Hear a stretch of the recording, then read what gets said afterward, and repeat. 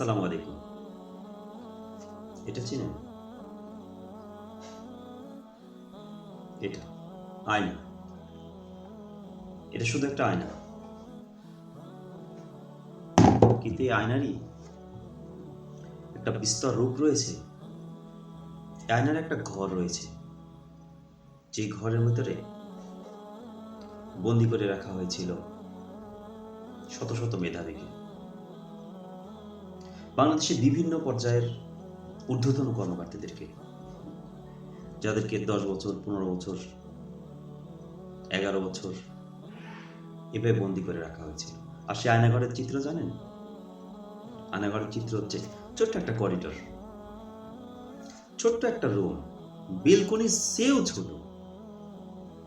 ওর ভিতরে থাকতে হতো। যে বাটিতে খাবার দিত সে বাটিটা ছিল মনে হয় এরকম যে কেউ খাবার খেয়ে একজনের খাবার পর যে থালা বাটি পরিষ্কার না করে রেখে দিলে যেমন হয়, ঠিক ওই বাটির মধ্যে আবার খাবার দিলে যেমন হয়, ঠিক এভাবে খাবার দিত। পচা বাসি একদিন খাবার দিত, কতদিন খাবার দিত না, আপনি বুঝতে পারছেন বিষয়টা? কতদিন তারা বাহিরের আলো দেখেনি, আকাশ দেখেনি, এই পৃথিবী দেখেনি, আত্মীয় স্বজন দেখেনি, কতদিন ফোনে কথা বলতে পারেনি।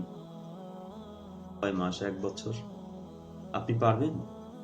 2 বছর, 3 বছর, 5 বছর, 7 বছর, 10 বছর?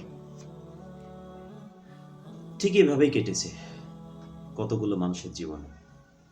আর এভাবেই তারা ব্যক্ত করছে, আমি কতদিন আকাশ দেখি না, কতদিন বাতাস দেখি না, কতদিন আলো বাতাস পাই নাই আমি, আল্লাহর দুনিয়া দেখি না, তারা আমাকে আজান শুনতে দেয়নি।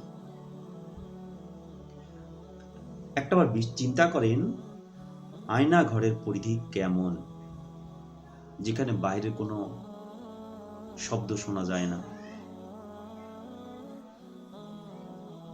যুগ ধরে তারা এইভাবে মানুষদেরকে নির্যাতন করেছে। চিন্তা করা যায়?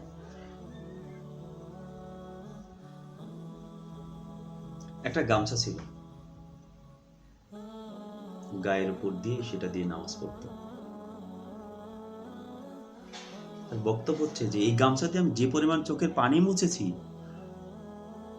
সেটা যদি জমা করে রেখা যেত, একটা দিঘি হতো। সুপ্রিয় দর্শক, সে আয়নাঘরের চিত্র। হয়তো কিছুদিন পর মানুষ ভুলে যাবে আয়নাঘরের কথা, কিন্তু আমি বলতে চাই, বারবার আমার দেশে এই আয়নাঘর প্রতিষ্ঠিত হবে, স্বৈর শাসক তৈরি হবে, বারবার মানুষদেরকে নির্যাতন করবে। আমরা এটা চাই না। আসুন এখনই রুখে দাঁড়াই। অনেক তো দেখলাম, 2জনকেই দেখেছি, 3জনকে দেখেছি, তাদের শাসন আমল দেখেছি, তাদের চরিত্র দেখেছি, তাদের নেতাদের চরিত্র দেখেছি। আর না, এবার ঘুরে দাঁড়াই, এবার ঘুরে দাঁড়ানোর সময় হয়েছে। আর নয় নতুন করে কাউকে ভাবি। আল্লাহ হাফেজ। কালেমার পতাকা উড়াবই। পতাকা টিভি, উদ্ভাসিত হোক মুক্তির পথ।